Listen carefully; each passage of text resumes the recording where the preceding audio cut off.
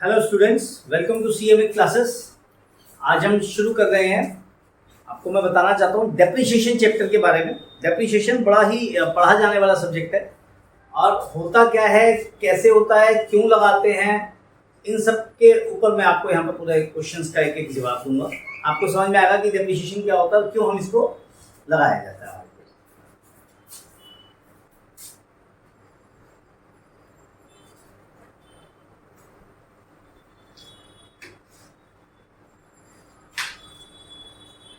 Depreciation जिसको हिंदी में कहते हैं ह्रास। मुझे हिंदी लिखनी थोड़ी सी मेरी कमजोर है, लेकिन डेप्रिसिएशन बोल सकता हूँ। डेप्रिसिएशन को कहते हैं ह्रास। ह्रास मतलब किसी की चीज की वैल्यू में कमी आना। तो हम ये जानना चाहते हैं कि पहली बात तो डेप्रिसिएशन होता किस वजह से। अब बिजनेस में इसका क्या यूज है वो भी बताऊंगा। पहले तो डेप्रिसिएशन के कारण क्या है, ठीक है, व्हाई देयर इज डेप्रिसिएशन, ठीक है। तो पहला कारण जो है हमारा due to flux of time. इसका मतलब हुआ समय बीतने की वजह से चीज में कमी आना। किस चीज में कमी आना, या हम जो भी बात करेंगे, क्योंकि हम अकाउंटिंग की बात कर रहे हैं, हम किसी भी चीज से बात करते हैं, हम किसी भी चीज की वैल्यू जो हम करते हैं वो उसकी वैल्यूएशन पे होती है। कि मान लीजिए मैं छोटा सा एग्जांपल लेता हूँ, एक कार हम लेते हैं 10 लाख की। आप उसको खरीद लाइए, अपने घर में रखिए और 1 साल बाद उसको आप वापस मार्केट में बेचने की कोशिश करेंगे तो उसकी वैल्यू घट जाएगी, क्योंकि समय बीत चुका है 1 साल। अब आप कहोगे सर तो 1 साल पुराना मॉडल ले लो। मॉडल जनरली नहीं रुकते, और अगर 1 साल पुराना मॉडल है तो उसकी वैल्यू भी कम हो जाती है, जस्ट बिकॉज कि 1 साल बीत गया। तो समय बीतने की वजह से, टाइम मतलब समय, समय बीतने की वजह से किसी भी चीज की वैल्यू में कमी आना डेप्रिसिएशन है। दूसरा कारण हमारा क्या हो सकता है, लगाइए दिमाग। गाड़ी ले आया खरीद के, गाड़ी तो रहेगी नहीं मेरे घर में, चलेगी भी। तो दूसरा शब्द आता है हमारा वियर एंड टियर। टियर मतलब फटना, वियर मतलब खराब होना, कटना, छिलना, ठीक है बेटा, कटना, छिलना, टूटना, ये सब। टियर मतलब फटना, वो चीज टियर होगी, फट गई, टियरिंग आउट। तो जब हम गाड़ी को चलाएंगे या किसी भी एसेट को चलाएंगे, अब ये गाड़ी पर मत लेके चलिएगा, बिल्डिंग है, बिल्डिंग की भी टूट फूट होती है, वियर एंड टियर। बिल्डिंग आज नई बिल्डिंग है, एक पुरानी बिल्डिंग हो गई, उसकी वजह से ही फर्क पड़ेगा, due to flux of time, समय। वियर एंड टियर की वजह से फर्क पड़ेगा। और क्या कारण हो सकते हैं हमारे किसी भी चीज के डेप्रिसिएशन होने के, आप सोचिए जरा, क्या हो सकता है कारण। पहला हमने लिया समय, दूसरा लिया वियर एंड टियर, तीसरा चलाने का तो आ गया ना वियर एंड टियर बेटा। और क्या हो सकता है, हाँ पेट्रोल। क्या, अरे गाड़ी में क्यों सोच रहे हो, और चीजें बताओ ना। देखिए तीसरी चीज देते हैं, बड़ा इंटरेस्टिंग है, टेक्नोलॉजिकल एनहांसमेंट। किसी भी चीज की टेक्नोलॉजी बदल गई। आजकल कभी आपने सुने ब्लैक एंड व्हाइट किसी के घर में टीवी हो? बहुत साल पहले हमने भी ब्लैक एंड व्हाइट देखा था, आज कलर आ गया। कलर आने के बाद एलसीडी आया, एलईडी आया, आजकल प्लाज्मा का, प्लाज्मा और बेटर टेक्नोलॉजी होगी। आगे आने वाले समय में और बेटर टेक्नोलॉजी होगी। मैं भी एक लेख पढ़ा था, इसमें कहते हैं 2050 तक मोबाइल आउटडेटेड हो जाएगा, एंड्रॉइड वर्जन सब आउटडेटेड। तो वो सब कुछ खत्म हो जाता है। जैसे जैसे टेक्नोलॉजिकल एडवांसमेंट होता है, तो जो पुरानी टेक्नोलॉजी की चीजें उनकी वैल्यू क्या होगी, गिर जाएगी। तो depreciation because of technological enhancement. और क्या कारण हो सकता है, और क्या कारण हो सकता है। टेक्नोलॉजिकल एनहांसमेंट हुआ, ये टेक्नोलॉजी नहीं आ गई, उसकी वजह से फर्क पड़ा। और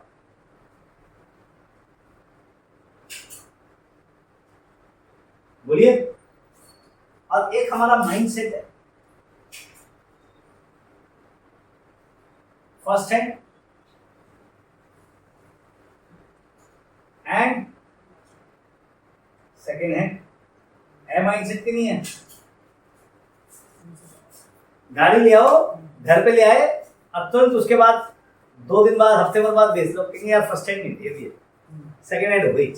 कुछ नहीं कमी हुई इसके अंदर, कोई समय नहीं बीता बहुत ज्यादा, ठीक है, कोई टेक्नोलॉजी में फर्क नहीं पड़ा, कोई वियर एंड टियर नहीं हुई, लेकिन भाई माइंड सेट है मेरा, आपको तेरी गाड़ी सेकंड हैंड हुई कह रहा है तो सेकंड ओनर दोबारा मशीन खरीदी तो पुरानी खरीदी है क्या, चाहे वो बिल्कुल नई जैसी हो, तो वो क्या हुआ हमारा माइंड सेट, इसकी वजह से भी वैल्यू में गिरावट आती है।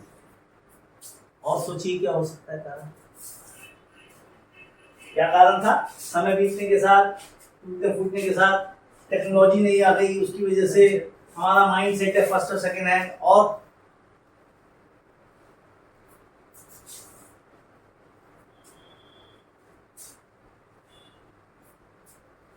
यूजफुलनेस।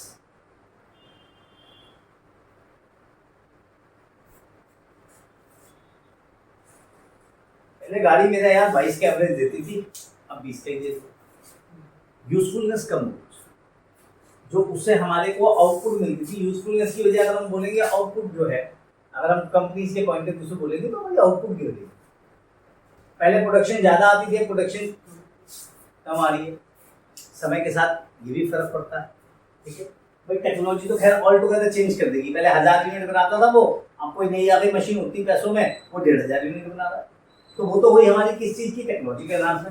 लेकिन कोई चीज जब यूज होती है बार बार तो उसकी आउटपुट भी गिरने लगती है ना, तो वो यूजफुलनेस जो है उसकी चीज की वो भी तो कम होती है, इसकी वजह से भी हमारे का डेप्रिसिएशन होता है। हाँ या इनमें से किसी कारण से आपको समझ में आता है कि नहीं आता, कोई कंफ्यूजन किसी को, ठीक। अब अगर मैं आपसे कहूँ आंख बंद करिए, आपने इतना तो पढ़ दिया, आंख बंद करिए जरा, एक बार मुझे बोलने की बताइए कि आपने क्या पढ़ा। देखो क्या होता है, मैं बहुत सारे बच्चों को बोलता हूँ, अपने समय में हम क्या कंसेप्ट रखते थे, मैं क्या कंसेप्ट रखता था मुझे नहीं पता बाकी क्या रखते। जिस समय मैं क्लास में पढ़ रहा हूँ उस समय मेरा दिमाग इतना अटेंटिव होना चाहिए, इतना तेज होना चाहिए, इतना मैं कैलकुलेटिव होना चाहिए कि मेरे को वो वहीं पे याद हो जाना चाहिए, यानी कि टीचर ने बोला और मेरे को याद हो गया। अगर मैं उस कैपेबिलिटी में अपने आप को लेके चल रहा हूँ तो ठीक है, अगर मैं उस कैपेबिलिटी में अपने आप को लेके नहीं चल रहा तो नहीं। बात समझ में आई? तो आप जरा एक बार अपनी आंखें बंद करिए, और आप जो बच्चे मेरा वीडियो भी देखते हैं, एक बार आंखें बंद करके सिर्फ एक पॉइंट ऑफ व्यू से सोचिए, आपको 5 में से कितने याद है, मैंने 5 पॉइंट बताया, 5 में से कितने याद है, एक बार आंख बंद करके सोचिए, बोलने की कोशिश करिए।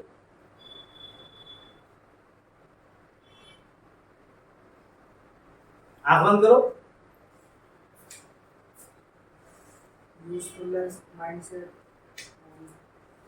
यूजफुलनेस माइंडसेट और हाँ टाइमिंग, और अब मैं बोलूँ सर, हाँ एफ्लक्स ऑफ टाइम, हाँ। समय बीतने के कारण। दूसरा है टीयर एंड बियर, बिल्कुल बढ़िया। और फिर थर्ड पॉइंट आता है हमारा टेक्नोलॉजिकल एनहेंसमेंट। फिर नेक्स्ट नंबर है माइंड सेट, फिर उसके बाद हमारा आता है यूजफुलनेस ऑफ थिंग। ठीक है, वेरी गुड। देखिए इन्होंने पूरी आंखें बंद करी, पांचों के पांचों पॉइंट बहुत बढ़िया बताए। तो ऐसे बच्चे भी हैं जो कि अपने आप को बिल्कुल कंसंट्रेट करके एक एक चीज हमें बता रहे हैं। तो ये हमारे को डेप्रिसिएशन के बारे में उन्होंने बताया। अब बिजनेस में हम डेप्रिसिएशन क्यों लगाते हैं और क्या कारण है हमारे को डेप्रिसिएशन लगाने का, उसको भी समझते हैं। पांचों चीजें आपको समझ में आ गई अच्छी तरह से बेटा? ठीक है। अब बिजनेस में इसको लगाने का फायदा क्या है?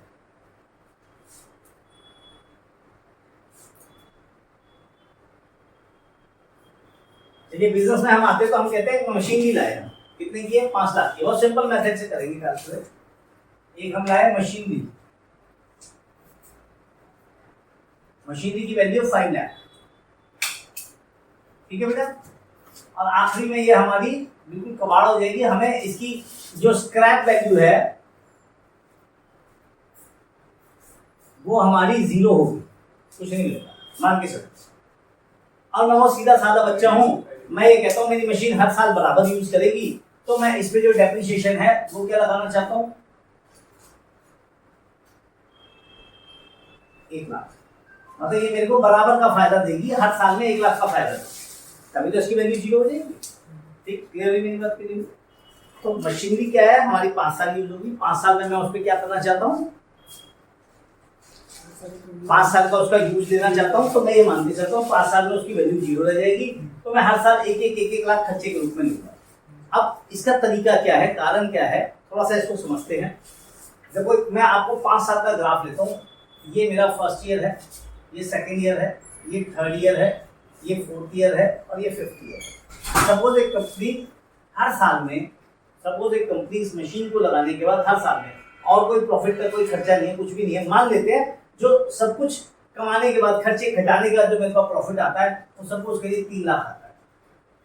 ठीक है बेटा, हर साल यही आता है, 3 लाख आता है। ठीक है, यहाँ 3 लिख देते हैं, 3 लिख देते हैं, 3, ठीक, हर साल 3 लाख आता है। अब इसको भी हटा देते हैं, लाख में रखते हैं। ठीक है बेटा, और लिखने में भी समझते हुए आसान है। अब मैं ये कहता हूं, मैंने ये डेप्रिसिएशन नहीं लगाया, ठीक, मेरे 2 प्रेजेंटेशन समझिए, मैंने डेप्रिसिएशन नहीं लगाया। मेरे को कितने का प्रॉफिट हुआ? 3 लाख का, क्योंकि मैंने डेप्रिसिएशन नहीं लगाया। हर साल 3 लाख का, हर साल 3 लाख का, हर साल 3 लाख का। इस साल में वैल्यू 0, तो मेरे अकाउंटेंट ने कहा साहब वैल्यू तो 0 हो गई, क्या करें इसको? तो हमें उसके ऊपर पूरे साल का डेप्रिसिएशन लगाना पड़ गया, जो अभी तक की वैल्यू थी। तो मैंने 5 लाख यहाँ घटा दिया, तो यहाँ क्या आ गया मेरे पास? 2 लाख का लॉस। यहाँ प्रॉफिट, यहाँ प्रॉफिट, यहाँ प्रॉफिट, यहाँ प्रॉफिट। ठीक, क्या ये सिचुएशन आपको ठीक लग रही है? क्या आपको ऐसा नहीं लग रहा हम कुछ गलत चीज कर रहे हैं? क्या हर साल तो प्रॉफिट दिखा रहे थे, इस साल में -2 का लॉस हो गया, क्या ये चीज ठीक है? जब 4 साल अगर प्रॉफिट हो रही है, 5 साल लॉस हो रही है, ये एक्चुअल में रियलिस्टिक पोजीशन नहीं है। अगर आप ध्यान से देखेंगे, this is not a realistic position. Actually में इस मशीन ने कुछ ना कुछ तो बनाया होगा ना प्रोडक्ट, जब प्रोडक्ट बनाया होगा तो उसको बेचा होगा। तो हमारे यहाँ पे एक कंसेप्ट होता है, उसको हम कहते हैं रेवेन्यू रिकॉग्निशन कंसेप्ट।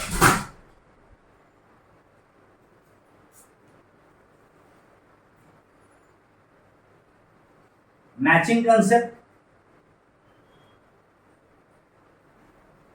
जब मैं कहता हूं रेवेन्यू रिकॉग्नाइज करूंगा मैं हर साल का, तो मेरे को ये कहते हैं कि मैचिंग कंसेप्ट भी लाओ ना। मैचिंग कंसेप्ट कहता है जिस साल का रेवेन्यू उस साल के खर्चे उसमें डालो। जब इस मशीन को यूज करके हमने पहले साल में, जब इस मशीन को यूज करके हमने पहले साल में प्रोडक्शन करी, तो उसी से तो माल बेच के रेवेन्यू आया। जब रेवेन्यू आया तो उस मशीन के ऊपर तो खर्चा करा ही है ना आपने। तो हम ये मान के चलते हैं 1 लाख रुपए का खर्चा हमारा मशीन का हो गया। ठीक है, अगर 1 लाख का खर्चा मशीन का हो गया तो मेरे को प्रॉफिट कितना रहा? 2। या इसको मैं यहाँ नहीं लिखता, आपको भी समझ में आएगा मैं कहना लिखता। सेकंड सिचुएशन को इसके नीचे बता, 3 3 3 3 3। मैंने कहा 1 1 1 1 1। ठीक, बचा कितना? 2। बचा कितना? 2। बचा कितना? 2। बचा कितना? 2। बचा कितना? क्या ये पोजीशन सही है? ठीक, कोई कंफ्यूजन यहाँ पे? हमने डेप्रिसिएशन प्रॉपर लगाया। अब ये देखने में लोगों को ठीक लगता है, हाँ 2 लाख का प्रॉफिट है हर साल में, देखने वाले को भी ठीक लग रहा है। पहले 4 साल प्रॉफिट, उसके बाद लॉस हो गया एकदम 2 लाख का, तो ये चीज ठीक नहीं है ना। ठीक है, तो डेप्रिसिएशन हमारी बुक्स को सही रिफ्लेक्ट करती है, प्रॉफिट को सही रिफ्लेक्ट करती है। और क्या फायदे हैं? सपोज करिए मेरे पर टैक्स भी लगता है। ठीक, टैक्स लगता है, सपोज करिए मैं कंपनी को 25% टैक्स लगता है, यहाँ पे भी टैक्स लगेगा 25%। तो यहाँ पे कितना टैक्स आया? 3 का 25%, 0.75। यहाँ भी 0.75, यहाँ भी 0.75, यहाँ भी 0.75, और यहाँ कोई टैक्स नहीं लगा। अब वो कहता है जो पिछली बार आपका जो लॉस है, जो लॉस आया, इसको अगले सालों में, आने वाले सालों में आप एडजस्ट करना। ठीक, अगर हम ऐसा करते तो क्या होता? हमारे पास कितना टैक्स आता? 25% के हिसाब से 50 50,000 50,000 50,000 50,000। हमें आगे जाने की जरूरत है। तो भाई ये 25,000 तो मेरे पास हर महीने हर साल बच गए ना। जो मैं गवर्नमेंट को एक्स्ट्रा टैक्स दे रहा था वो तो मुझे नहीं देना पड़ा ना। तो मेरे को ये 25,000 की बचत हो गई। कोई कंफ्यूजन, कोई दिक्कत? यहाँ तक समझ में आया? तो हमें फायदा क्या हुआ? एक तो हमारे बुक्स प्रॉपर दिख रही थी, 3 3 3 3 घट के 2 रह गया। लॉस घट के 2 नहीं रह गया, लॉस में चला गया 2 लाख। यहाँ तो प्रॉफिट था, यहाँ लॉस नहीं है। और इस केस में क्या हुआ? बुक्स प्रॉपर हो गई 2 लाख, दूसरा फायदा। यहाँ गवर्नमेंट को टैक्स दिया हमने 75,000, आखिरी वाले को कहता है भाई लॉस हो गया आगे क्लेम कर लेना। लेकिन इस केस में क्या 50,000 का हम गवर्नमेंट को टैक्स दें, तो 25,000 का टैक्स भी बचा। भाई टैक्स कम जा रहा है तो मैं अपने बिजनेस में उस पैसे को वापस री इन्वेस्ट कर दूंगा। और कमाऊंगा। चलो 25 तो आपका छोटा सा अमाउंट है, आपने सोच लिया। कंपनी में 25-25 हज़ार बच जाती है टैक्स में, होता तो उनका 2.5 लाख बच रहा होता है, 2.5 करोड़ बच रहा हो, 25 करोड़ बच रहा हो। और बड़ी कंपनियों उसका जो है 250 करोड़ बच रहा हो। देयर इज अ डिफरेंस ना हर कंपनी के पॉइंट ऑफ व्यू से। तो क्यों ना हम जबरदस्ती गवर्नमेंट हमें कुछ गलत भी नहीं कह रही, हम कोई ऐसा गलत काम नहीं कर रहे, हम प्रॉपर अपनी मैचिंग कंसेप्ट के हिसाब से चले। भाई इस मशीन ने इसका बेनिफिट दिया तो हमने कर, ये क्लियरली बात करी। अब एक और सिचुएशन है, मैं यहाँ पे एक सोल प्रोप्राइटर हूँ, सोल प्रोप्राइटर मेरा ही बिजनेस है। मुझे क्या दिखा, मेरा प्रॉफिट कितना है, चलो टैक्स घटा लेते, मेरे को प्रॉफिट कितना दिखा यहाँ पे, कितना दिखा प्रॉफिट यहाँ पे मुझे 2,25,000। यहाँ पे मेरे को प्रॉफिट जो अपना 2,25,000 दिखा, यहाँ पे 2,25, यहाँ भी 2,25। तो मैं क्या सोचूंगा, 2,25 में से मैं निकाल के ले जाता हूं कितना, सपोज करिए 1.25 लाख। देखिए मैं कितना निकाल के 2,25 में से 1.25। यहां मेरा प्रॉफिट कितना बचा, 1.5। मेरे मन में क्या आएगा, कितना निकाल के ले गया मैं, 50। यार एक तो छोड़ूंगा ना, यहाँ भी 1,25 देके एक छोड़ दिया बिजनेस की ग्रोथ के लिए, और यहाँ भी मैंने कितना छोड़ा, एक छोड़ा, 50 दे गया। आपको क्या फर्क कहाँ पड़ा, चीज तो वही सेम है भाई। आपने सिर्फ डेप्रिसिएशन को यहाँ पे दिखाई तो दिया, चीज तो वही है, लेकिन माइंड सेट बदल गया मेरा। क्योंकि मेरे को किताबों में ज्यादा प्रॉफिट दिख रहा था तो मैं ज्यादा निकाल के ले गया अपने बेनिफिट के लिए। जब मुझे किताबों में कम प्रॉफिट दिखा तो मैं कम निकाल के ले गया। चलो ये तो सोल प्रोप्राइटर हूँ, मैं ही व्यापार चला रहा हूँ, मुझे ही पता है मेरे को पैसा अरेंज करना है। अगर 2 पार्टनर होते और दोनों पार्टनर बराबर बराबर बांट के ले जाते हैं तो वापसी पैसा करवाने में हालत खराब हो जाती है, ठीक।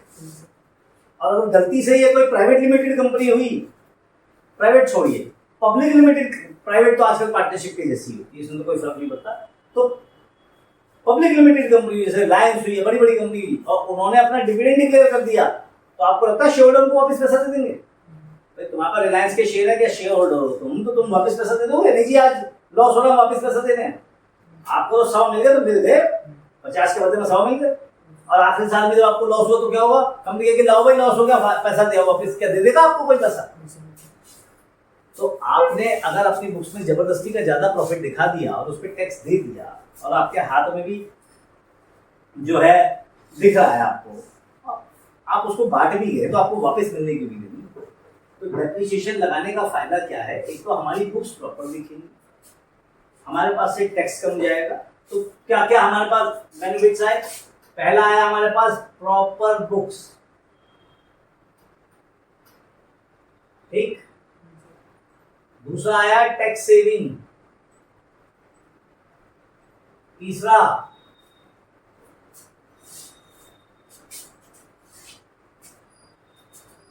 लेस विड्रॉल,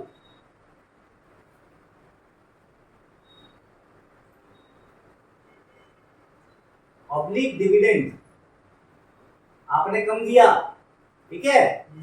चौथा मोर री इन्वेस्टमेंट, आप ज्यादा से ज्यादा चीज री इन्वेस्ट कर रहे हो।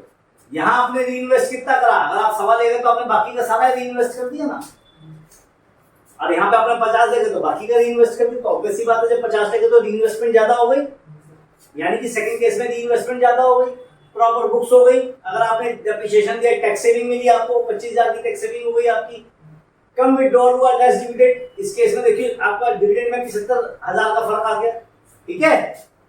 और मोर इन्वेस्टमेंट, जितना आप कम ले गए उतना ज्यादा री इन्वेस्ट हो गया। क्लियरली मेरी बात की नहीं, कोई कंफ्यूजन यहाँ पे आपको, ठीक। अब एक बहुत इंटरेस्टिंग इंपॉर्टेंट सवाल, क्योंकि इसमें मैं क्वेश्चंस नहीं इंक्लूड करूंगा, मैं कंसेप्ट समझा रहा हूं। डेप्रिसिएशन का कंसेप्ट समझिए, दिमाग में रखिए क्या मैं समझाना चाहता हूं। 5 साल बाद जब मुझे पैसा इसके लिए चाहिए 5 लाख रुपए, कहाँ आएगा वो पैसा? आप समझिए, यहां मैंने री इन्वेस्टमेंट मैक्सिमम कर लिया अपनी, कितनी 75,000 बच गई। तो भाई साहब 4 साल में 75 करके कितने रुपए आते? 3 लाख। आखिरी साल में 2 लाख तो एक्स्ट्रा अपनी जेब से अपना 3 लाख का कमाया भी होगा इन्वेस्टमेंट। तो मेरी जेब से पैसा कम लगा ना, है ना। और अगर मैंने सारा पैसा या तो टैक्सेशन वालों को देखो 75 तो यहाँ नहीं, 1 लाख बच गया बेटा, 75 तो यहाँ बचा जो मैं कम ले गया, और प्लस यहाँ पे मेरा टैक्स कम गया, तो टोटल तो मेरे को 1 लाख बचा। 1 2 3 4 5 साल में 5 लाख आता, मशीन की वापस खरीद सकता हूँ। अननेसेसरी नहीं तो क्या होता, गवर्नमेंट को ज्यादा ज्यादा पैसा या मेरे डिविडेंड के रूप में बांट देता, तो मेरे को मशीन की रिप्लेसमेंट के लिए पैसा नहीं होता मेरे पास। हाँ या नहीं? क्लियर है? यहाँ पे बात करनी हुई। अब एक बड़ा इंटरेस्टिंग कंसेप्ट है जिसको हम कहते हैं फंड और रिजर्व। ये और समझ लीजिए तो आपको मेरी एक और बात समझ में आएगी इससे। एक होता है फंड, एक होता है रिजर्व। फंड मतलब डेप्रिसिएशन फंड,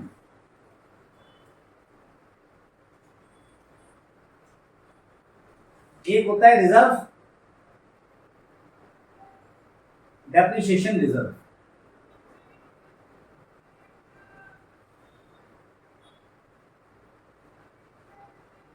आपकी कोई कंपनी कहती है कि मुझे आज 500 करोड़ का प्रॉफिट हुआ, तो आपको क्या लगता है 500 करोड़ रुपए का जो प्रॉफिट है वो उसके पास अलग से रखा होगा क्या कैश में या बैंक में जमा करके उसने? बहुत इंटरेस्टिंग कंसेप्ट समझा रहा हूं। चलो दूसरे कंसेप्ट से सोचो। आपके पापा ने साल भर में इनकम कमाई, इनकम टैक्स तो सभी ने दिया होगा 31 जुलाई को। आप कहते हो जी साल भर में मेरा इनकम टैक्स जो गया वो मेरी इनकम पे गया, इनकम मैंने कमाई 7 लाख, सपोज एक एग्जांपल है। तो क्या वो 7 लाख रुपए मेरे पास पड़ा होगा? पड़ा होगा? खर्च हो गया ना कहीं ना कहीं, इधर उधर कहीं इन्वेस्टमेंट हो गई, कुछ हो गई। तो जब हम कहते हैं हमने बिजनेस में डेप्रिसिएशन का रिजर्व बनाया, अभी आएगा आगे, ये डेप्रिसिएशन P&L में चार्ज करा हर साल, क्लियर? तो हमने क्या करा, वो पैसा डेप्रिसिएशन रिजर्व, ये डेप्रिसिएशन खाली डेप्रिसिएशन रिजर्व या खाली डेप्रिसिएशन अगर हम अपनी बुक्स में एंट्री कर रहे हैं तो पैसा इन्वेस्टेड है, यानी कि मनी इज इन्वेस्टेड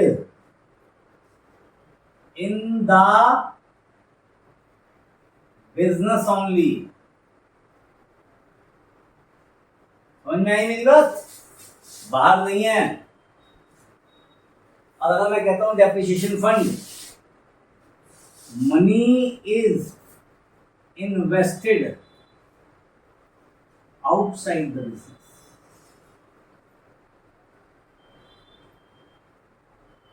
ये बहुत कम बच्चे इसको इस चैप्टर के साथ इस चीज को समझते हैं। ये कंसेप्चुअली समझा रहा हूँ, बुक में क्वेश्चन नहीं समझा रहा। क्वेश्चन आसान है, मेथड कैसे कैलकुलेट करते हैं वो आसान है, इसको ध्यान से समझिए। डेप्रिसिएशन रिजर्व और डेप्रिसिएशन फंड में क्या? रिजर्व मतलब तुमने सिर्फ एक एंट्री पास कर दी P&L में, बस डेप्रिसिएशन की एंट्री होगी, पैसा बिजनेस में। डेप्रिसिएशन फंड के केस में आप बिजनेस के बाहर पैसा इन्वेस्ट करते हो।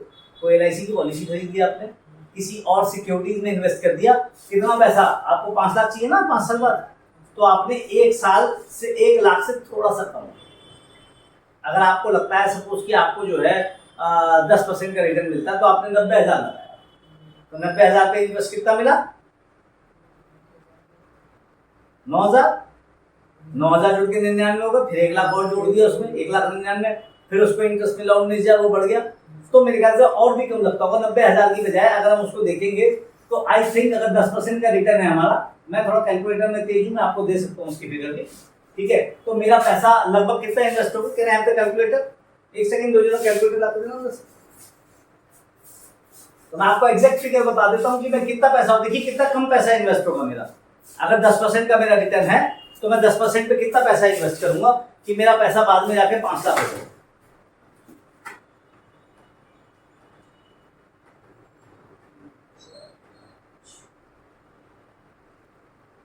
अप्रोक्सीमेटली लगभग आप मान के चलिए 70-80 हजार के आसपास इन्वेस्ट होगा साल, ठीक है, पर ईयर, ठीक है? 70-80 हजार हमारा साल का इन्वेस्ट होगा, जो बढ़ के बाद में 5 लाख पहुंच जाएगा।